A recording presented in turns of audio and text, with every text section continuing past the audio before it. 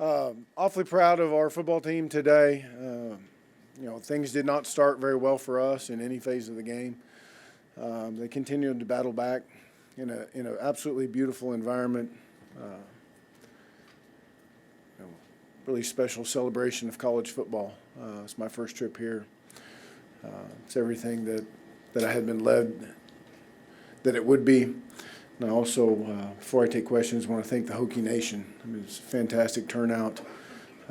They were loud and proud, and a lot of fun to play for. What did you tell the guys at halftime? I heard your TV interview. It didn't sound like you were particularly pleased with the first half. No, I mean, I don't think there was any great revelation at halftime. It was just, we've got to play better. We're out there dropping the ball on the ground and giving up big plays, and just not playing Virginia Tech football. And I think guys kind of settled down and got their feet underneath them and felt like that if they just execute, they would have a chance to have success, and that's what they did. Andy? Justin, you had the sort of low bit of momentum in the second half, and then Cam had the drop of the when they get the touchdown. Did you worry that might be taking the wind down the sails there, how your team would respond? Well, I was pleased with how we did respond, Cam in particular and the team, but, obviously that was a big play. We felt like we were going to have a big pass play there. It didn't go our way. Then in turn, they hit us on a long run, I believe it was after that. But, our guys just kept battling through, and I don't know if their belief in each other or the work that they've put in, but, they just kept plugging away. David? That was as exercised as we have seen on the sideline in the second quarter. Exercised? Yes. Was that partly the call and your team's play, or was it all just that call? Oh, I think I obviously disagreed with the call vehemently. But, I don't know. I wasn't trying to make a point. I can tell you that much. I wasn't trying to do anything other than I wasn't very happy. And then I really wasn't happy that I got the penalty, not with them, but with myself. We preach, those things on a daily basis, and it's my job to do a great job of setting that example. But, I wasn't happy with either set of circumstances at the time, the call nor the way our team had been playing. You opened the second half with that 75-yard drive and the touchdown, the big play to Carroll.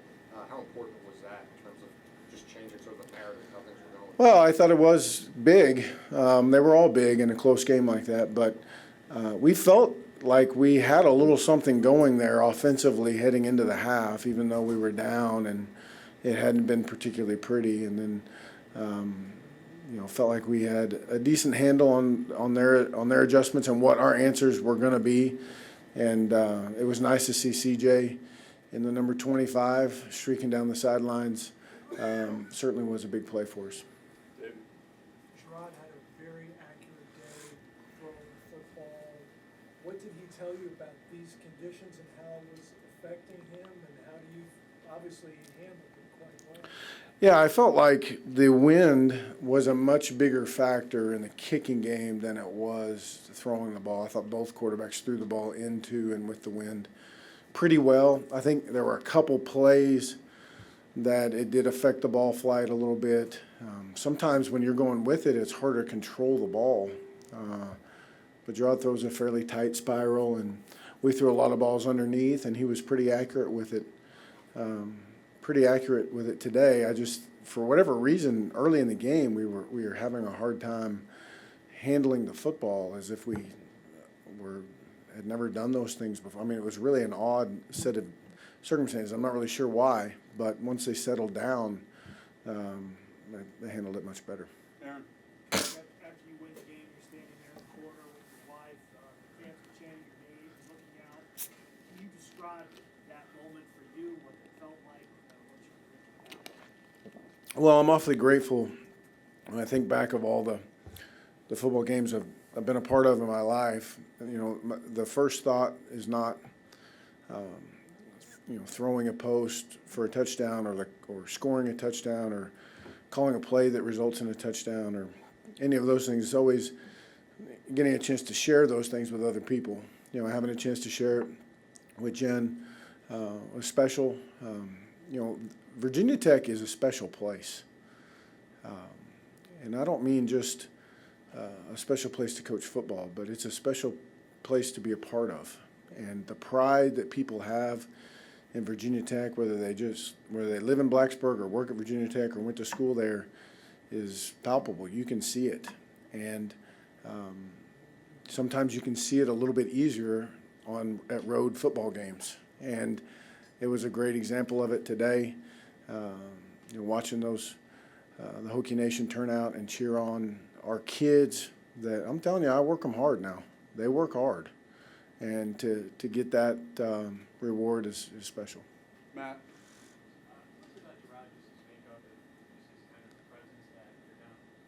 You're down by 17 points, and there really isn't any faith wavering in him. His makeup, is that what you said? Yeah. Yeah. Well, I think he's got confidence in himself, first of all. I think he knows, but he's also honest with himself and knows when he's messed some things up. And it wasn't just him that led to our rough start. It was a lot of people. But, I think he's got faith in knowing that if we continue to do what we're asking him to do on a consistent basis, that will lead to him playing efficiently and us ultimately having a chance to win. And, there's no time for sulking out there in the front of 80,000 people when things aren't going your way. You can either go in the tank or you can pick yourself up and go back to work. And that's what he did and what you have to do if you're going to play quarterback, and ultimately what the team did. Ava. They had 299 yards on you guys before halftime, and then they kind of shut Notre Dame's offense down. I think it was fewer than 100 until the last drive. How much did Bud's adjustments give you guys a chance there late? Well, certainly. I mean, there were, I don't know how many series in a row there where we were getting stops. I don't know what the numbers were, but there was a point in time when it became much more difficult for them to move the ball. And, I think that's a credit to Bud and our defensive staff and knowledge of our scheme and how to manipulate it to give ourselves the best chance. I think it's an advantage, a compliment to our players and how they settled down and began to play the way that we all believe that they're capable of playing. I know you've talked about one another focusing and not getting ahead of yourselves, and now this week the ACC Coastal is right there. If you win, it's yours. In terms of your first year at this program, what kind of a step would that be to have that in your first season? I don't know. I want to win the game next week, and with that game does come the Coastal Division Championship. I don't know what it means other than we get a chance to play again. If we win, we get an extra game together, our group, our seniors, kids that have given so much to our program. We get another opportunity to play. So, beyond that, in year one or year two or year three, I don't know. But I do know that these kids want to do it, but we'll have a tremendous task ahead. I don't know who won the Georgia Tech game with them, did they? But I've seen Virginia in crossover film, and they're continuing to get better. Are you a guy who talks about conference championships with your team at the beginning of the year, or is that not a narrative? No, I haven't talked about that much until we got down here to the last. We were in it, and we were playing championship games, but we didn't lay out things like that. We focused on the internal things that would give us a chance. Anybody else? I think it's understood, though, if you coach at Virginia Tech, you're expected to compete for the Coastal Division Championship. So I think those kids know that, too.